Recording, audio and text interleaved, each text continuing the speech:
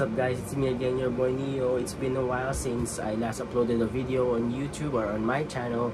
So today, I'm gonna be talking about my top surgery journey and yung all throughout procedure. So I'm gonna walk you through that, and so yun. Syempre, just to cut the story short, it was last year June when I consulted the Icon Clinic about the surgery and inquired about how much and ano ba yung mga pwedeng gawin sa akin, like ano, what type of surgery or incision yung gagawin, ganyan. So mga ganyang inquiries, and then few weeks nung I finally got the schedule, then few weeks before the surgery, I had to undergo the laboratory tests, like the blood test, and also to get a CP clearance, I think X-ray if I remember it correctly, and then have to submit it to the Icon Clinic to make sure na parang lahat ay okay, goods before the surgery. So ayun, and then nung surgery day mismo, which is October 27, 2023, I have to go there like morning, kasi like 7 AM yata dapat nandun na. So I was able to get there before 7 and jump pack na agad yung clinic. Pero syempre pinapriority nila yung pinaprioritize nila yung nakaschedule ng surgery for that day. Pero yun nga, syempre a lot of paperwork yung kailangan kong fill upan, pirmahan, ganyan.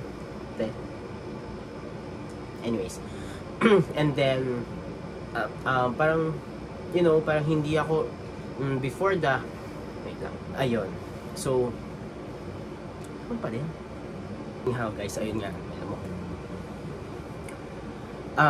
saan na ba ako? Ayun, that day I was not expecting, or hindi ako like nakaramdam ng takot, or even before that actually was mas lamang yung excitement. Pero habang papalapit ako ng papalapit like sa oras ng like talaga ng surgery, and the moment I entered the operating room, and the moment na nakita ko na si Doc Yapi when he is assessing my chest and like, you know, making sketches din nga sa magiging surgery, bigla akong nakaramdam ng takot. Like parang, kasi parang kakanood ko ng TV to, like yung ibang nag-undergo ng general anesthesia, may iba hindi nagigising, may iba naman nagigising during the procedure. So either way, nakakatakot. So parang bigla akong natatakot ng time na yun. And then I think parang habang tumatagal, kasi di ba pwede nila ako, nakahiga na ako sa bed, may mga nakakabit na sa akin, parang sabi ko, habang naghihintay ako, parang ang dami ko nang nararamdaman, like yun nga, parang butterfly in your stomach, tapos naramdaman ko din yung parang alam mo yun, yung parang naiihi ka, na napupupo, na hindi naman, kasi before the surgery day, you are required to undergo fasting. Siguro parang maiwasan yung mga parang ano nga tawag dito, mga sudden number 1, sudden number 2, ganyan. So ayun. Pero habang nandun ako sa operating room, naghihintay kasi ako sa kanila, after nila akong like isettle, nakaramdam ako na naiihi ako, ganyan. Then parang sabi ko, shit, na paano ko to, ano gagawin ko, nakaayos na ako, ganyan. Paano ko magsasabi, walang tao, sisigaw ba ako, ganyan. Alam niyo, pas parang nagdadasal na ako na please po may pumasok sana sa inyo na isang gusto ko mag-CR, ganyan. And then siguro a few minutes passed, then may pumasok na. So yun yung anesthesiology nila. And then he said, I was like, the moment na pumasok siya sa room, sabi ko, Doc, pwede po ba akong or sabi ko, sir, pwede po ba akong mag-CR muna? And he's like, no, mag-start na tayo, ganyan. So I'm gonna start. Tapos parang ang bilis yung mangyayari, like mag-start na, and then he said that he's gonna put some fluids na doon sa aking IV or doon sa dextrose, and then I will start to feel numb, and then a bit dizzy, and then makakatulog na ako, gano'n. Hindi ko na daw mararamdaman. So, hindi mo na mararamdaman yung feeling na yan, ganyan, mag-start na tayo, diba? hindi pa ako nakabat in, pero yun nga, mayroon na sila nilagay, and then after few seconds, wala na, ganun. So parang na-amaze ako na parang wow, ganun pala talaga yun, ganun pala yung yung feeling na mag-undergo ka ng general anesthesia. So ayun. And then pagising ko, I was I think if I remember it correctly, because the memory were all patchy, so totoo lang. And then I woke up. I feel like parang restricted yung galaw ko, ganyan. And then nandun si nurse, and then I think parang hinahawakan niya ako, like she's trying to stop me from doing whatever that is or that was that I was trying to do. And then saka parang tapos biglang parang nawala na naman yung memory, and then I woke up again, and then I'm doing the same thing. And then after that, parang tumama yung kamay ko, did something sa may lower abdomen ko. Yun nga, parang yun nga, doon ko na-realize na nakahiga pa ako, then may nasanggi ako. Then she was like, hala, anong sir, ganyan, dahan ka lang po kasi baka matanggal. So sabi ko, ano ba matanggal, ganyan. Then kasi parang sobrang groggy talaga nung pakiramdam ko. And then I looked down, I saw yung dalawang drains nga. So I'm like, I'm so familiar kung ano yung nakita ko na yun. And I know that those are drains. Ano ba yung JP something. And then when I saw those or when I saw them, I'm like parang hala, wala na siya, tanggal na siya, finally we're done, ganyan, blah, blah, blah. Pero then nawala na naman, so parang nag-pass out na naman siguro ako.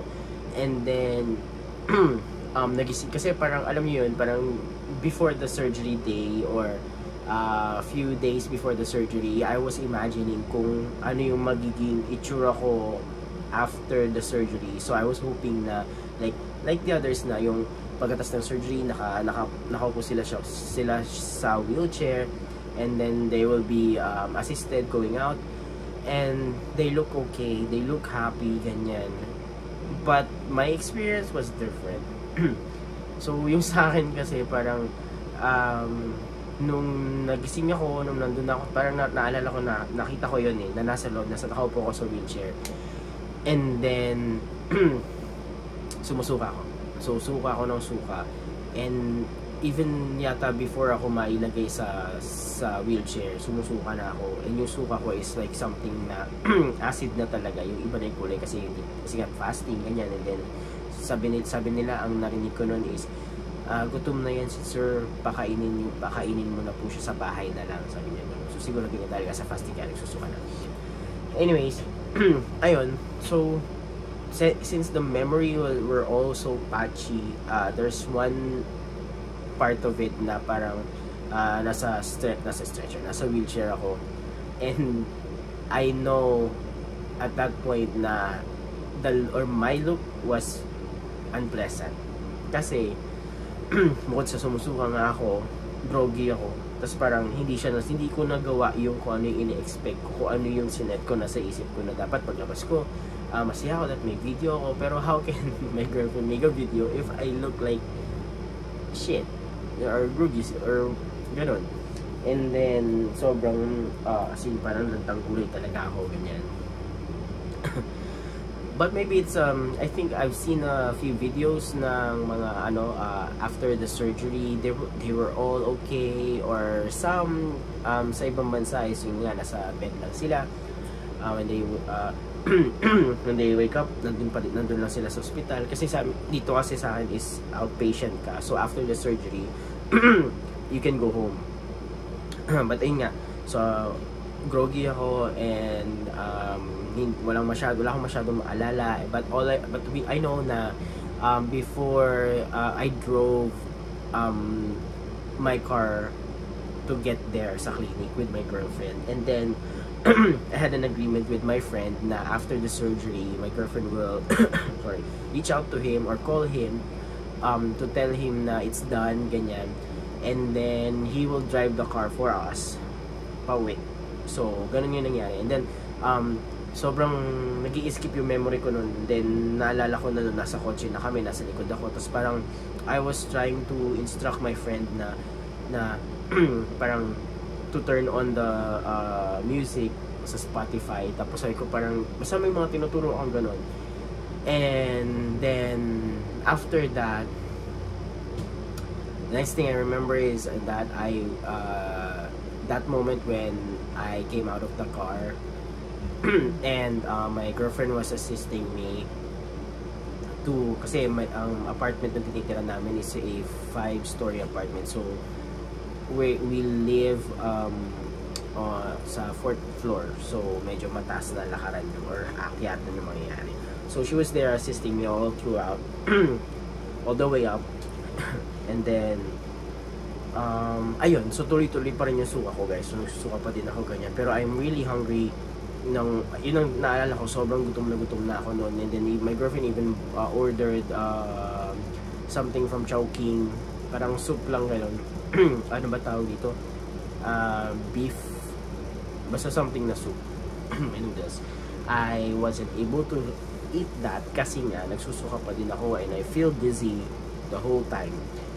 And then nung parang medyo lumilipas na, medyo parang okay na ako, mas tumitindi yung gutom. So I decided na I asked them to buy me a ripe mango kasi parang para sa akin yun yung comfort food ko kapag wala akong gan, pag may sakit ako, ganito, if I'm not feeling well, if I feel nauseous, basta may mahinog na mangga. Then inuulam ko siya sa kanin. Tapos yun, parang naging okay na ako noon. Tapos and then syempre medyo restricted nga yung galaw ko kasi nga bago pa lang, and I was trying to like protect my scars from, you know, unwanted complication. So ayun. And then when okay na ako, ganyan, syempre nagpahinga na ako noon, and I bought a lot of pillows para, you know, elevated yung likod ko kasi that's what they required us to do. Na for first few weeks dapat nakahiga ka na elevated, gano'n. And then ayun, so after that, mga siguro, to cut the story short, mga around 2 months, medyo okay na ako, nakakalabas-labas na ako, ganyan.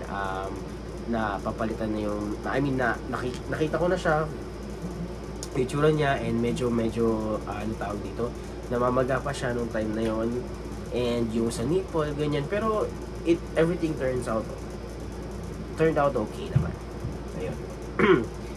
So, and yun nga lang, siguro after few months, nung ko na napansin na meron akong dog ears, and I was really, you know, trying to get rid of it by working out.